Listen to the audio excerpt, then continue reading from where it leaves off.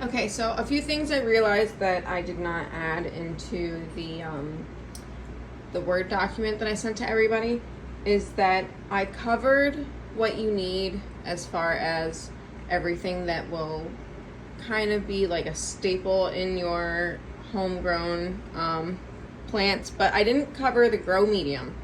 So I figured it would be better to explain in a video because it can get confusing. This is my iHarvest. There's a few different ways we can grow plants on the inside of the iHarvest. One being a sponge. All that white stuff is just the buildup from the plant nutrients. You can use a sponge, or you can use the same. If you look at the Word document that I sent out, there is these little clay rocks, and you have to rinse them out once you buy them, otherwise they kind of dirty the water and can change the pH of the water from what I've been told, but mostly for me it's just the water starts getting really dirty. There's these sponges that you can use, the clay rocks, which are reusable, but you know, if your plants get some sort of root disease or something that kills it off, you do have to be careful, because then I wouldn't really recommend either using them or just finding a way to clean them really well. That could be like boiling water, or it really depends on what the plant dies to. So I covered the 1-inch like AeroGarden style grow baskets. This is one of those grow baskets. This is actually from AeroGarden. I have the herb kit. It came with one of the systems that I have, and I just never needed it because I have all the seeds. But it comes with a sponge, and then it comes with seeds. But if you buy like the do-it-yourself stuff, it's significantly cheaper. And then you can pick what seeds you want to grow instead. And the important thing to keep in mind is you're gonna have to block light from getting to the grow sponge. But at the same time, you want the plant to be able to move if it gets too thick. This is paper.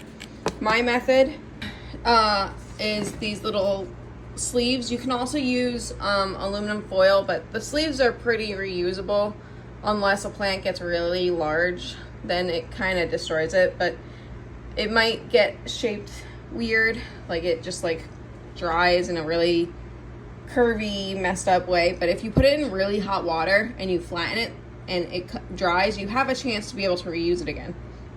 So the clay pebbles are reusable, the sponges are not. They'll get a bunch of roots in them, they'll fall apart over time if you try reusing them.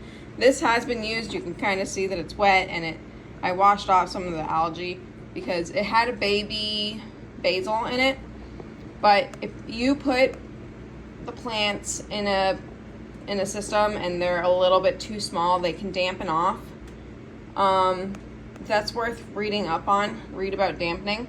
It's basically the roots kind of drown because they don't have like air roots, they don't have enough oxygen.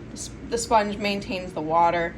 If you're growing in the clay, what I've done in a really,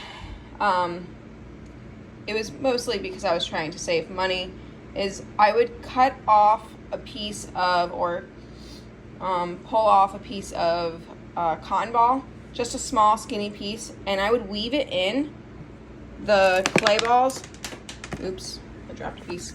But the water level, I typically stop the water level here and at this first mark. And then the clay balls at the top, the cotton ball, I would probably put a little bit lower. And then when you put the seed on top and the cotton ball is dipping in the water, it wicks the water up, keeps the cotton ball wet, and the plant can grow down. And then when you need the plant to be a little bit more stable, you top off the plant with more clay until it is to the lid of the net cup. This is a 4-inch net cup. And this is, I guess, technically a 1-inch, but the lip is almost close to like 1.5 or 2 inches. Here are the 1-inch being used. These are, and I like labeling what I'm growing.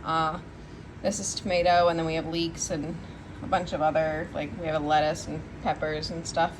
But you pretty much want to block the light because as you can tell, like where the light hits the sponge, you're going to grow algae. And if you grow too much algae and it's just a baby, it's really not going to survive. So if you guys have any other questions after seeing this, please let me know. I'll try sending out more information. Thanks. Bye.